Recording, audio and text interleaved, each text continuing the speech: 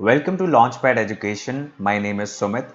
United States के president Donald Trump ने H1B visas को सस्पेंड कर दिया है। एक महीने पहले भी H1B वीज़ास से रिलेटेड कुछ न्यूज़ करंट अफेयर्स में थी। दोबारा से एक फैसला लिया गया है डोनाल्ड ट्रंप एडमिनिस्ट्रेशन द्वारा, जिससे काफ़ी इंडियंस को इम्पैक्ट होगा। उनकी नौकरियां जा सकती हैं, उनका यूएस जाना मुश्किल हो सकता है। यूपीएससी के सिलेबस में in the paper general studies 2 एक पॉइंट मेंशन्ड है, effect of policies and politics of developed and developing countries on India's interests and Indian diaspora. तो उससे डायरेक्टली रिलेटेड ये इशू है H1B वीजास को लेकर। तो वी विल सी क्या फैसला लिया है अभी प्रेजेंटली डोनाल्ड ट्रंप ने और एक महीने पहले क्या डिसीजन लिया गया था। तो 3 अगस्त को यूनाइटेड स्टेट्स के प्रेसिडेंट डोनाल्ड ट्रंप ने एक एग्जीक्यूटिव ऑर्डर साइन किया, जिससे जितनी भी फेडरल गवर्नमेंट यानी central government of United states उनकी एजेंसीज थी, वो फॉरेन वर्कर्स को कॉन्ट्रैक्ट या सब कॉन्ट्रैक्ट करके जॉब्स नहीं दे सकती। अब फॉरेन वर्कर्स में इंडियन प्रोफेशनल्स भी हैं, तो इस फैसले का असर होगा इंडियन आईटी प्रोफेशनल्स पे, जो H1B वीजा को इस्तेमाल करके अमेरिका में जाते हैं और वहां जॉब्स ले पाते हैं। एक महीने पहले एक और फैसला लिया था डोनाल्ड ट्रंप ने ही, उन्होंने H1B वीजास को सस्पेंड किया था।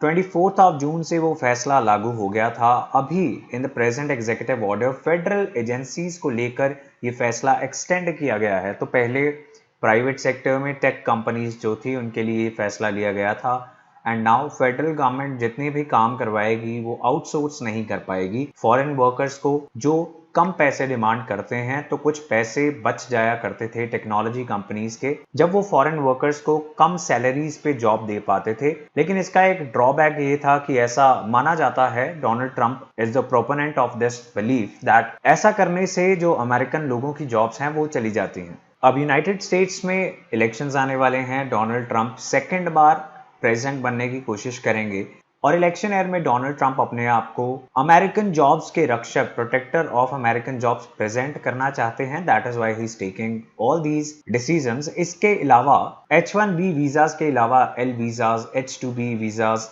J वीजास भी सस्पेंड कर दिए गए हैं फॉरेन वर्कर्स के लिए।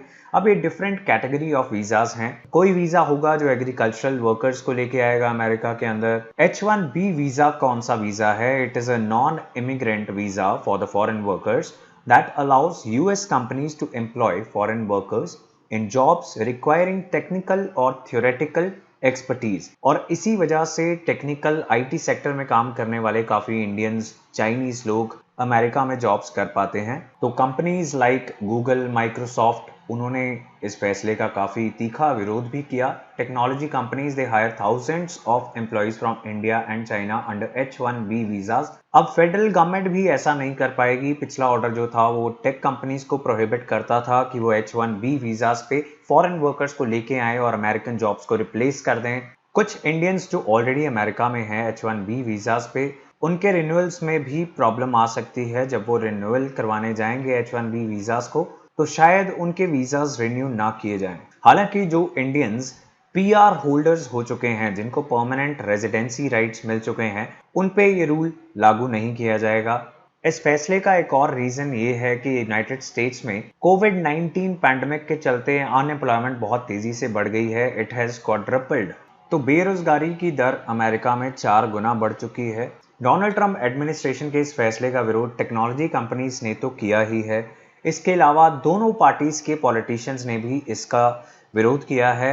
Politicians from Donald Trump's own Republican party, they are also opposed to these orders. लेकिन डोनाल्ड ट्रंप का जो वोटर बेस है वो ऐसा है जिसे ये लगता है कि बाहर से लोग जो आके नौकरियां लेते हैं वो उनकी नौकरियां छीन लेते हैं। तो अपने वोटर बेस को प्लीज करने के लिए और दूसरी बार इलेक्शंस जीतने के लिए Donald Trump is taking these actions. As per this order, all the federal agencies they will have to do an internal audit, और वो ये देखेंगी क्या वो इस ऑर्डर के कंप्लायंस में हैं। अगर नहीं है तो उन्हें ऐसे एक्शंस लेने पड़ेंगे जिससे ये प्रेजेंट एग्जीक्यूटिव ऑर्डर इंप्लीमेंट हो सके। इस एग्जीक्यूटिव ऑर्डर को लेके आने का और साइन करने का एक रीजन था, वो ये था कि टेनेसी वैली अथॉरिटी जो एक फेडरल गवर्नमेंट एजेंसी है, उसने रिसेंटली ये अनाउंस किया कि वो 20% जॉब्स आउटसोर्स कर देगी, and these were the technology jobs to companies based in foreign countries. तो अपनी जॉब्स को आउटसोर्स करके फॉरेन कंट्रीज को लाइक इंडिया, चाइना यहाँ भेज दिया जाएगा और इससे करीब 200 highly skilled American tech workers की नौकरी चली जाती और ये जॉब्स चली जाती low wage foreign workers hired on temporary work visas like H1B visas. ऐसा डोनाल्ड ट्रंप ने कहा while signing this executive order.